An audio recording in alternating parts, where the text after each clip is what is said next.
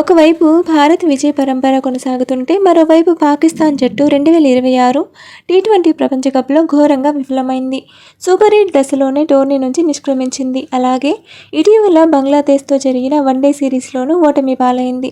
దీంతో పాకిస్తాన్ జట్టు ప్రదర్శనపై Pakistan cricket board తీసుకున్న నిర్ణయాలపై ఆ దేశ మాజీ కెప్టెన్ రషీద్ లతీఫ్ తీవ్ర ఆగ్రహం వ్యక్తం చేశారు.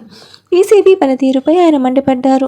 భారత్, పాకిస్తాన్ జట్ల ప్రదర్శనలను పోలుస్తూ రషీద్ లతీఫ్ సంచలన వ్యాఖ్యలు చేశారు. ట్రోఫీలు గెలవడం భారత్ డీఎన్ఏలోనే ఉంది. మా పాకిస్తాన్ డీఎన్ఏలో మాత్రం నాకౌట్ దశకం ముందు ఓడిపోవడం ఉంది అని ఆయన వ్యాఖ్యానించారు.